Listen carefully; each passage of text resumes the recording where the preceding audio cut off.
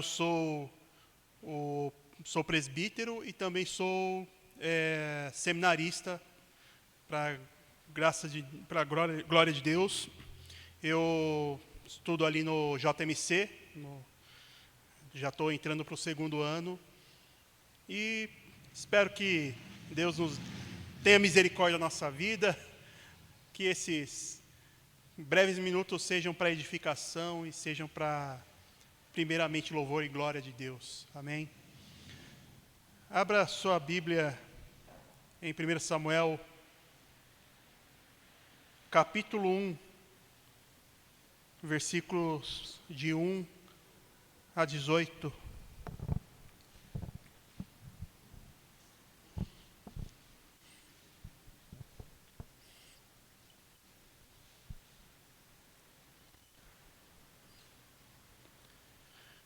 Primeiro livro de Samuel, capítulo 1, diz o seguinte: Houve um homem de Ramataim Zofim, da região montanhosa de Efraim, cujo nome era Eucana, filho de Jeroão, filho de Eliú, filho de Tou, filho de Zufi, efraimita. Tinha ele 2 mulheres, uma se chamava Ana e a outra Penina. Penina tinha filhos, Ana, porém, não os tinha. Este homem subia da sua cidade de ano em ano a adorar e a sacrificar ao Senhor dos Exércitos, em Siló. Estavam ali os 2 filhos de Eli, Ofni e Finéias, como sacerdotes do Senhor. No dia em que Eucana oferecia seu sacrifício, dava a ele porções destes a Penina, sua mulher, e a todos seus filhos e filhas. A Ana, porém, dava porção dupla, porque ele a amava, ainda mesmo que o Senhor a houvesse deixado estéril. A sua rival a provocava excessivamente para a irritar, porquanto o Senhor lhe havia cerrado a madre. E assim o fazia ele de ano em ano. E todas as vezes que Ana subia à casa do Senhor, a outra a irritava, pelo que chorava e não comia. Então Eucana, seu marido, lhes disse: Ana, por que choras? E por que não comes? E por que estás de coração triste? Não sou eu melhor do que 10 filhos? Após terem comido e bebido em Siló, estando Eli, o sacerdote, assentado numa cadeira junto ao pilar do templo do Senhor, levantou-se Ana e, com amargura de alma, orou ao Senhor e chorou abundantemente. E fez um voto, dizendo: Senhor dos exércitos, se benignamente atentares para a aflição da tua serva, e de mim te lembrares, e da tua serva não te esqueceres, e lhes deres um filho varão, ao Senhor o darei por todos os dias da sua vida. E sobre a sua cabeça não passará navalha. Demorando-se ela no orar perante o Senhor, passou ali Eli a observar-lhe o movimento dos lábios, porquanto Ana só no coração falava, os seus lábios se moviam, porém não se lhe ouvia voz nenhuma. Por isso Eli a teve por embriagada. E lhe disse: Até quando estarás tu embriagada? Aparta-te de ti esse vinho. Porém Ana respondeu: Não, Senhor meu. Eu sou uma mulher tribulada de espírito, não bebi nem vinho e nem bebida forte, porque venho derramando a minha alma perante o Senhor. Não tenhas, pois, a tua serva por filha de Belial, porque pelo excesso da minha ansiedade e da minha aflição é que tenho falado até agora. Então lhe respondeu Eli: Vai-te em paz, e o Deus de Israel te concederá a petição que lhe fizeste. E disse ela: Ache a tua serva mercê diante de ti, assim a mulher se foi pelo seu caminho e comeu, e o seu semblante já não era mais triste. Amém? Louvado seja o Senhor. Senhor, que neste momento a palavra que será ministrada neste momento fale aos corações de todos que estão aqui, fale ao coração de todos que estão aqui, que o Senhor faça o que lhe aprouver. Cada um fale de forma específica, mas usa este servo nesta ministração da Tua palavra. Usa de forma que possa ser entendido e que todo nervosismo, toda adicção, qualquer outro problema seja transpassado e que Tua palavra prevaleça. Em nome de Jesus. Amém. Então nós estamos falando aqui de um período bem conturbado da história de Israel. Nós olharmos aqui o contexto desse primeiro capítulo, do início da história de 1 Samuel, primeiro livro de Samuel, nós vemos que ele foi escrito no final de um período, se nós voltarmos um pouquinho, esse período chamado período dos juízes. O período dos juízes ele começa quando Josué, lá no capítulo 24, ele dá as suas últimas palavras, as famosas palavras de Josué, quando ele fala, eu e minha casa serviremos ao Senhor. Mas se nós nos atentarmos um pouquinho do percalço que foi narrado ali no capítulo 24, ele fala de tudo que aconteceu ali, de tudo que ele tiver que passar quando passaram do Jordão, lembrando a todos que Deus tirou Israel de um povo que era idólatra, que era o povo do Egito, e colocou num povo que era mais idólatra ainda. Então, quando ele faz o rememoramento da lei, lá em Deuteronômio, falando todos os preceitos novamente, é porque ele sabia que o povo iria entrar num local onde a idolatria do Egito era café pequeno para aquele local. Aquele local tinha deuses ao bel prazer, além dos povos que tinham ali, que eram ferozes, tinham deuses para tudo que eles tinham que fazer, desde colheita, nascimento, chuva, montes, vales. Tinha-se um Deus para se adorar naquele local. Então nós vemos que Israel literalmente estava dentro de um local onde o perigo da frieza e da idolatria rondava. Nós vemos que é nada diferente de hoje. Nós vemos que nós estamos, a igreja de Cristo está no meio de um povo que é idólatra. Nós olhamos o censo que fala 80% das pessoas são cristãs, mas eu duvido que seja 20% sejam realmente cristãos, sejam realmente pessoas que pelo menos frequentam uma vez ao mês a casa de Deus. Seja ele católico, seja ele evangélico. Eu duvido muito que passe de 20%. Porque nós estamos em tempos parecidos com os dos juízes. E nós olhamos aqui esse contexto, nós já vemos alguma coisa errada aqui, que é esse cara chamado Eucana, ou Eucaná. Nós vemos que ele tem 2 esposas. Ele já quebrou a designação, o mandamento do Senhor, que é ter um homem para uma mulher. Quando em Gênesis fala, olha, que o homem saia da casa da sua mãe e do seu pai, se ajunte à sua mulher, e os dois serão como fosse uma carne. Nós vemos aqui que ficaria difícil uma carne com 3 pessoas, se fôssemos seguir a esse preceito bíblico de Gênesis. Então, nós vemos que Eucana tinha essas duas mulheres porque havia algum problema.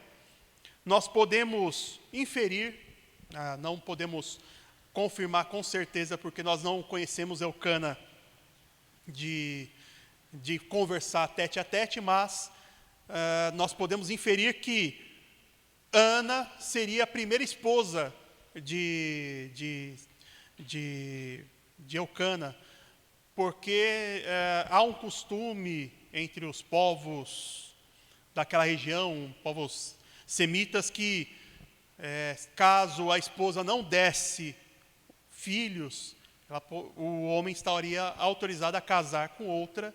Nós vemos Abraão fazendo isso, tentando dar uma ajudinha para Deus no caso de Ismael. Nós vemos que é um costume daquela época de tentar driblar essa diferença, esse problema da mulher ter a sua madre cerrada. Então, Ana, nós, por essa inferência, podemos dizer que Ana era sua primeira esposa e Penina sua segunda. Claro que nós não podemos bater o martelo, mas pelas evidências que nós temos no texto, seria praticamente isso. E as características de Ana eram totalmente opostas às de Penina. Se nós olharmos, Ana, primeiramente, ela não podia ter filhos, Penina podia. Então, quando uma mulher naquela época não dava filhos, não poderia dar herança àquele homem. Então, uma podia dar filhos, outra não. E nós vemos aqui que, pelo jeito, Penina tinha bastante filho. Porque tem no versículo 4, diz que filhos e filhas. Então, nós vemos ali que Penina tinha disposição para dar filhos. E por causa disso, nós vemos que há dois sentimentos diferentes.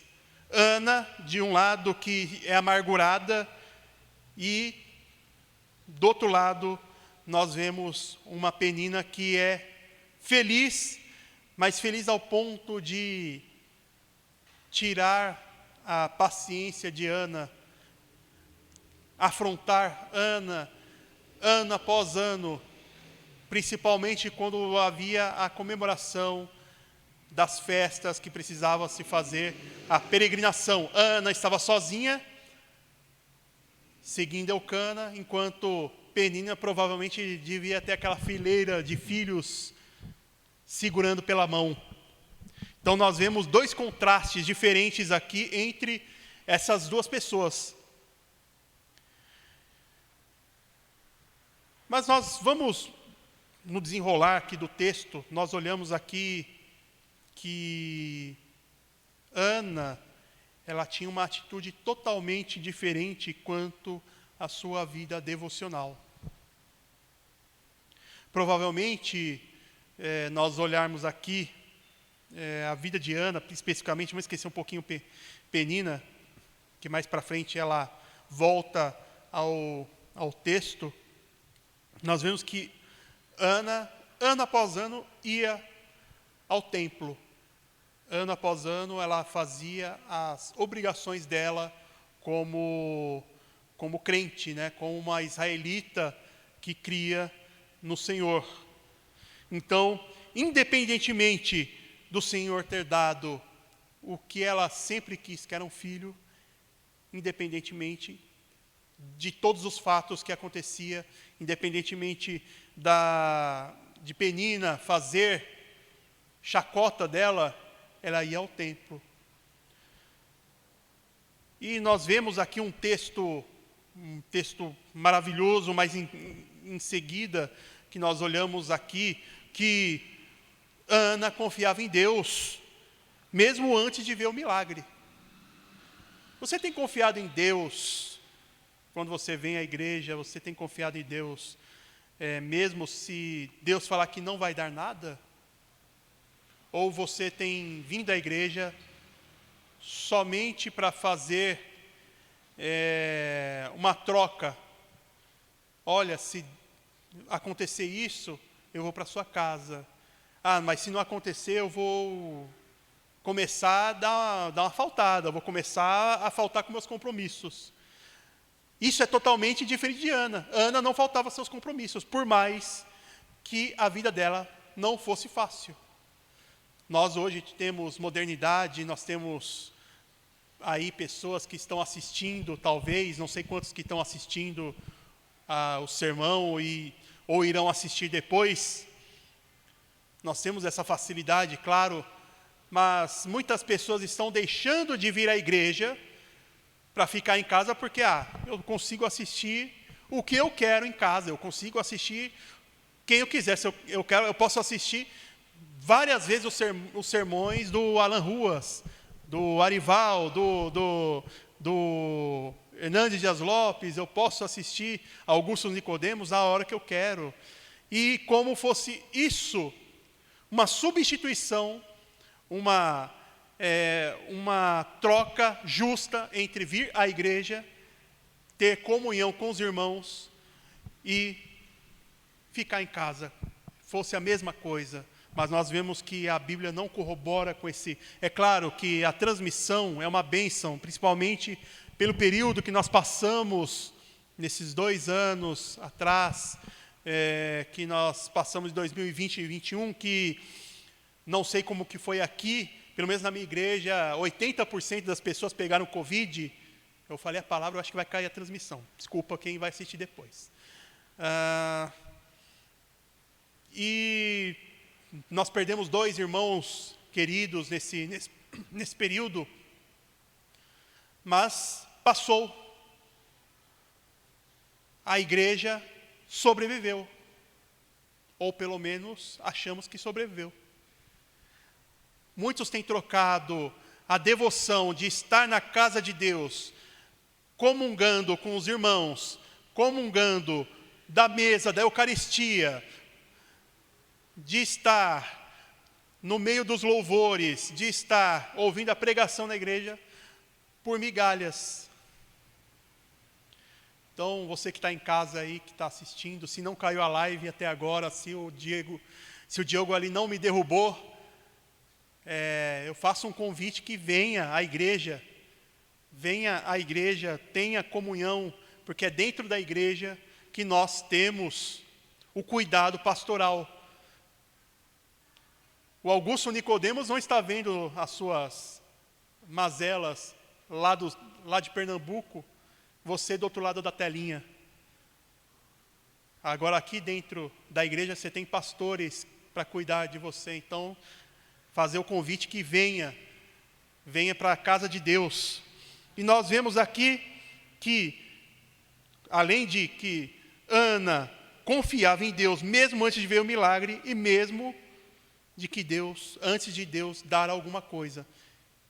E tenho uma plena certeza, eu tenho tranquilidade de falar isso, que Ana louvaria a Deus, iria ano após ano para a casa do Senhor, mesmo se Deus mantivesse a madre dela fechada. E nós temos uma característica que contrasta com o tempo que ela vivia. Se nós olharmos aqui, nós estamos no período final antes da monarquia, antes de Saul assumir o trono. Então ali nós temos um período dos juízes, onde tudo era bagunçado, onde cada um fazia o que queria, como Josué tinha falado, que se vocês não quiserem, vocês podem se esbaldar nos deuses que vocês quiserem. Mas Ana preferiu fazer como no versículo 15, eu e minha casa serviremos ao Senhor. Nós vemos que mesmo no tempo de bagunça, mesmo no tempo de que cada um está seguindo as suas vãs filosofias, nós vemos que Ana foi fiel até o final. Ana, mesmo no tempo de bagunça, Ana não tinha vida bagunçada. Será que nós podemos dizer que temos Ana aqui, nessa igreja? A sua vida tem sido pautada pelo desespero do mundo, porque cada um, se nós olharmos 10 minutos de Twitter, de Facebook, de Instagram, nós vemos cada um militando uma coisa diferente, desde militância LGBTQIA+, uma militância de cor, militância de agora partidária que nós tivemos nesse período conturbado. Eu não sei se você é de direita, de esquerda, de centro, de cima ou de baixo,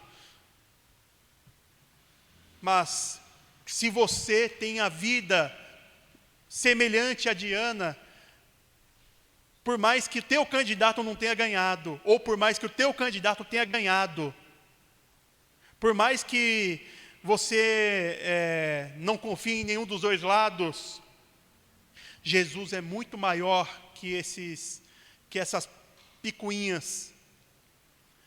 Jesus, quem tem uma vida parecida com Ana, tem uma vida com Jesus.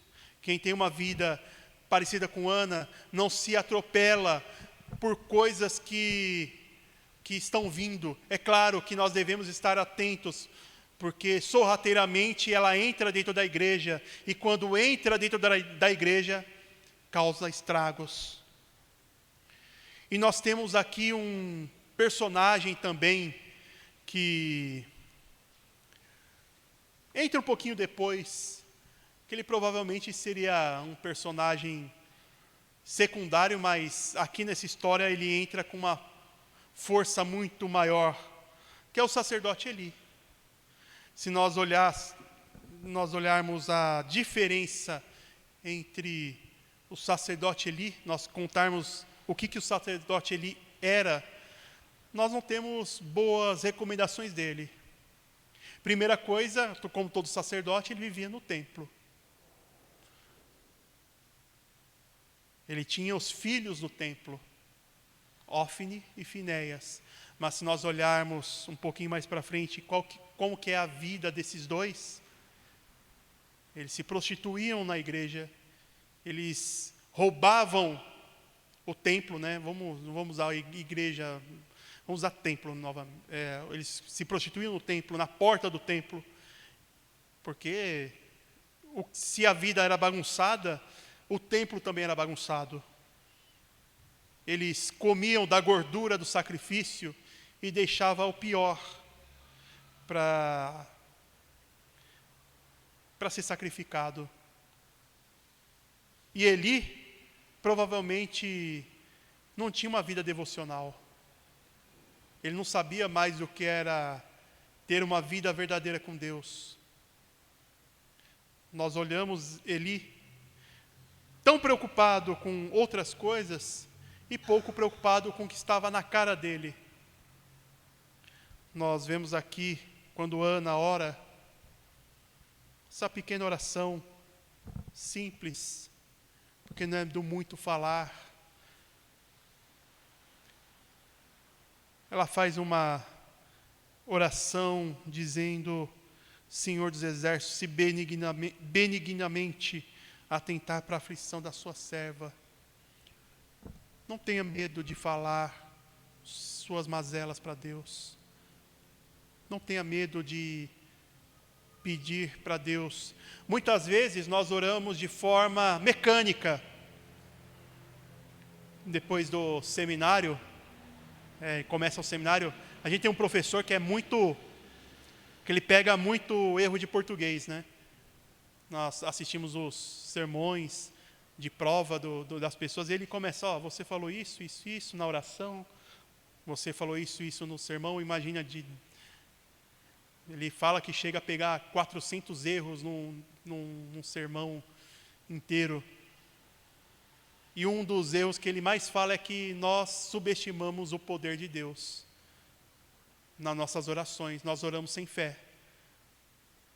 Nós oramos, Senhor, que o Senhor possa fazer, que o Senhor possa trazer, que o Senhor possa.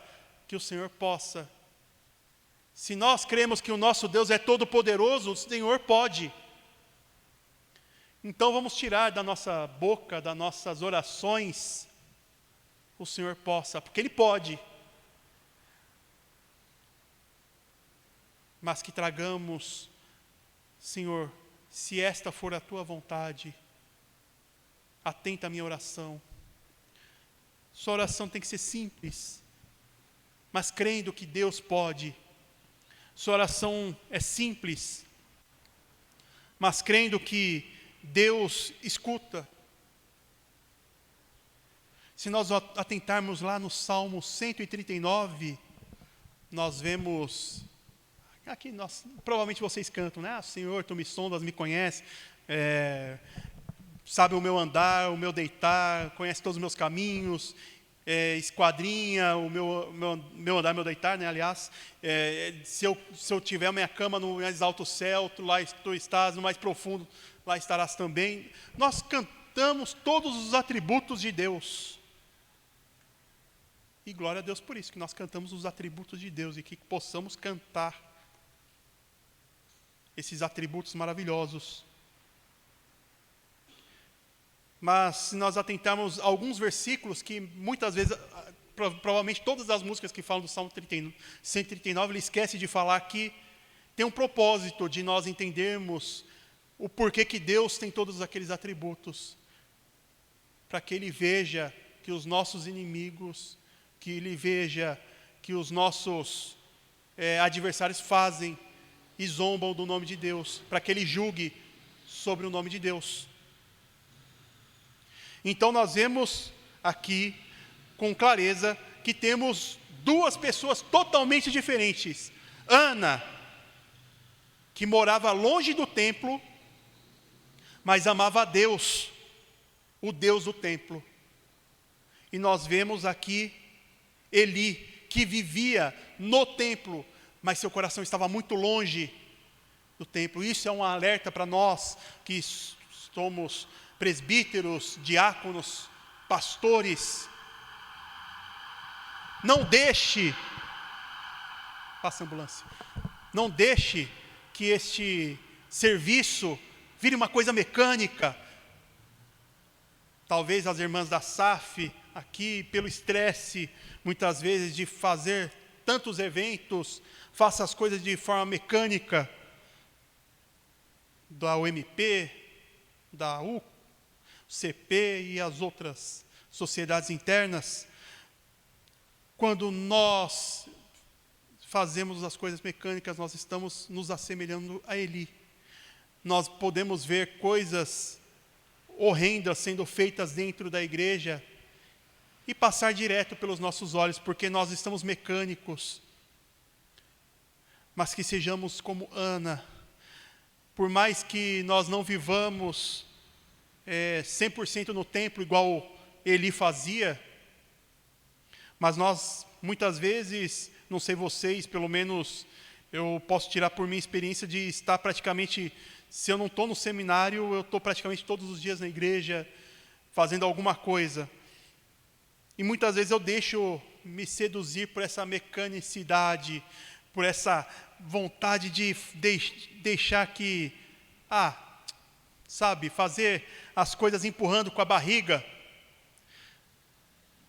Que a partir desse ano de 2023, esse é o primeiro dia.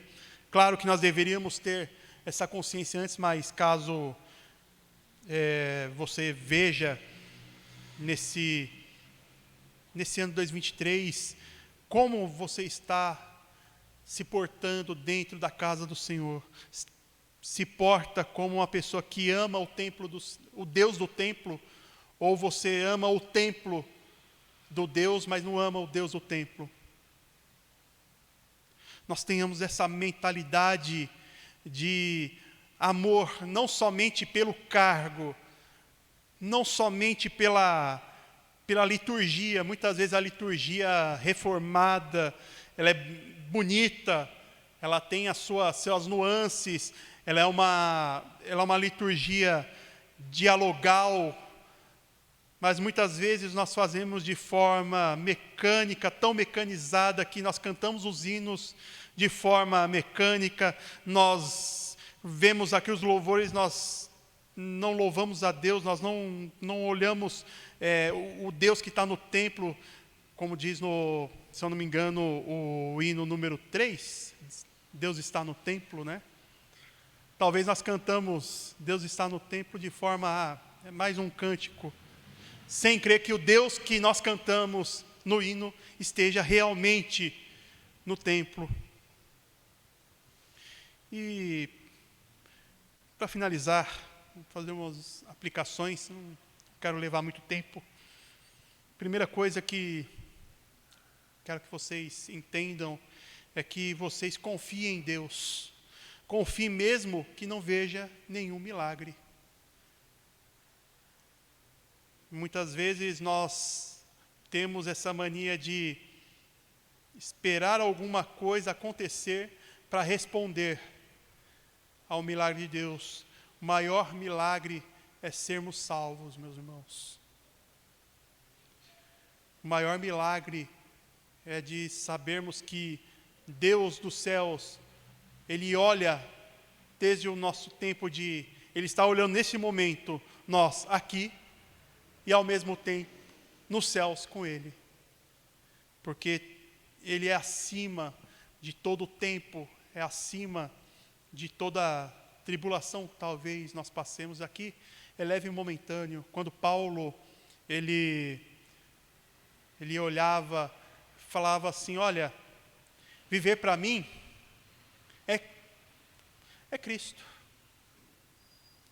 Olha, estou no lucro se eu morrer. Não importa o que vai acontecer comigo amanhã, pelas chicotadas, eu não me importo pelos socos, eu não me importo, porque se eu viver, eu só quero viver para Cristo, e se eu morrer, eu sei para onde eu vou. Nós temos essa confiança?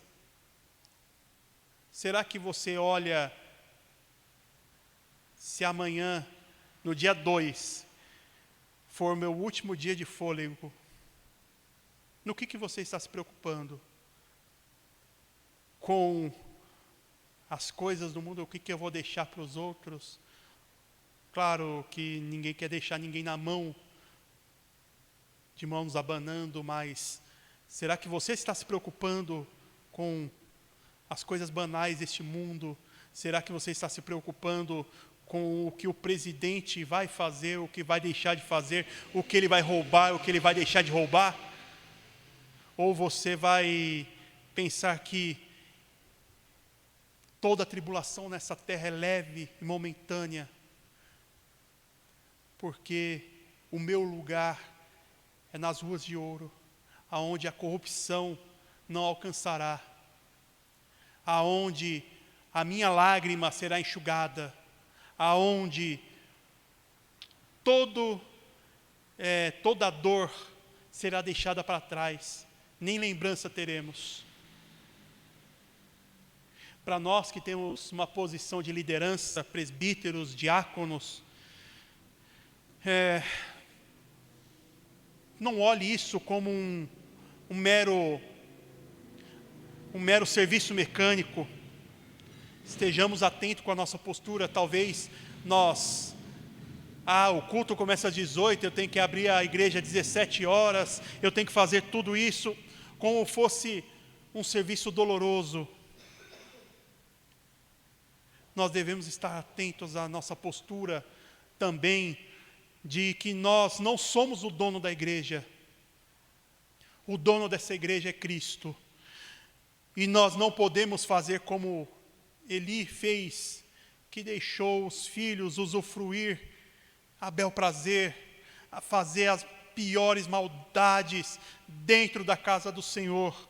Esta é a casa do Santo Deus, e nós devemos entrar no momento que nosso coração estiver preparado para vir ao culto. Nós devemos lembrar, esta é a casa do Santo Deus, o Santo de Israel, e nós estamos aqui treinando para um momento sublime nos céus. Para a igreja, seja fiel a Deus. Parece algo simples, mas a fidelidade, ela não está condicionada a coisas que nos dão a oportunidades, talvez aqui na frente. Você tem que ser fiel tanto na frente como sentado no banco, ou fazendo o serviço de background, onde ninguém vê, a limpeza do templo. Mesmo que o mundo esteja em bagunça, a sua vida tem que estar dentro do concerto de Deus. Mesmo que o mundo se acabe, que a sensualidade tome o mundo, mesmo que a militância venha bater na porta dessa igreja. Meu irmão, pensa que não está longe não. Se nós formos fiéis a Cristo, a perseguição virá. Não é a perseguição vindo antes que fará a igreja fiel, não. É a fidelidade da igreja que fará a perseguição vir. Nós olhamos aí, Kleber Lucas falando do alvo mais que a neve, como fosse racismo, e nós lemos, né? No Salmo 151, que ali a igreja não é de branco, não é de preto, não é de índio, não é de japonês. A igreja é de Cristo. E a igreja alcança todos esses povos.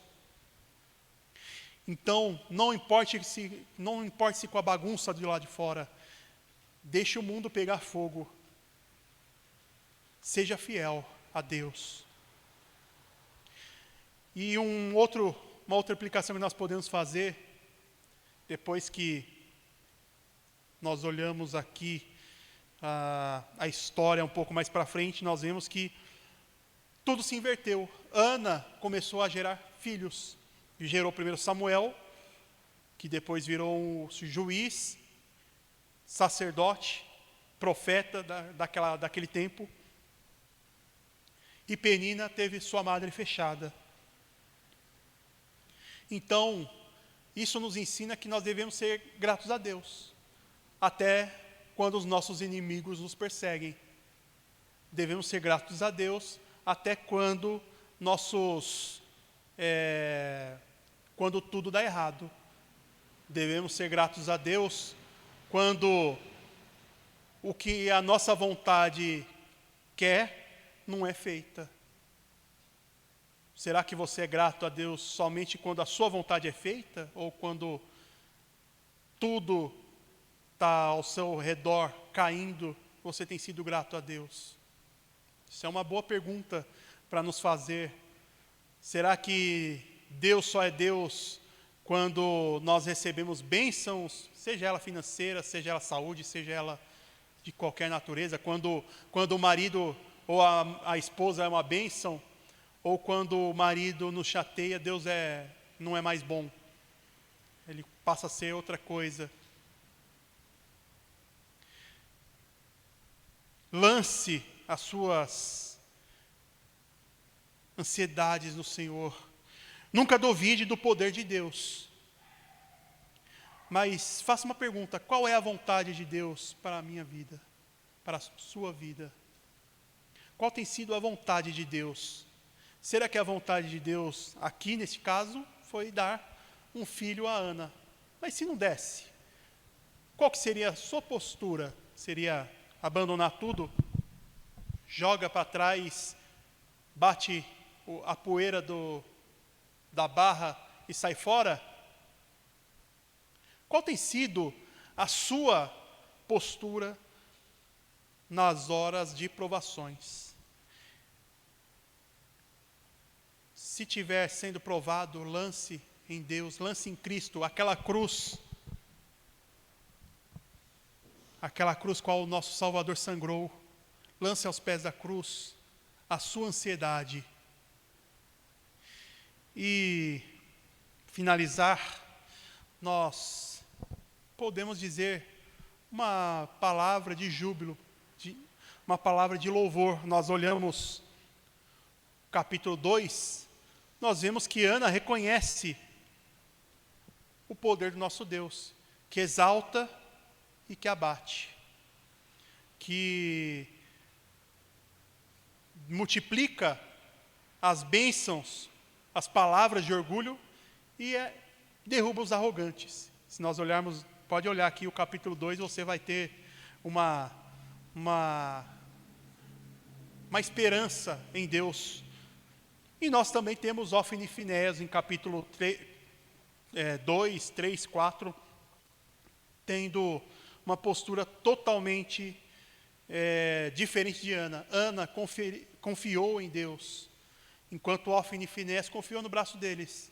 Se nós vermos, a Ofni e Finés perderam a arca, que representava a presença de Deus.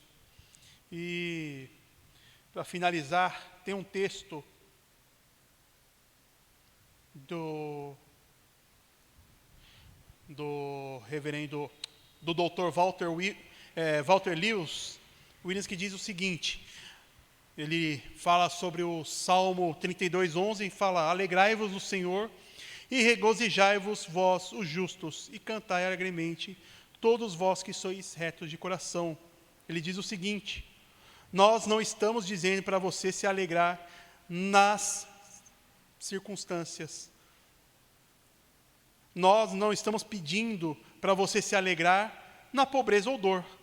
Nós não estamos te estimulando para ser feliz no teu sofrimento ou depressão.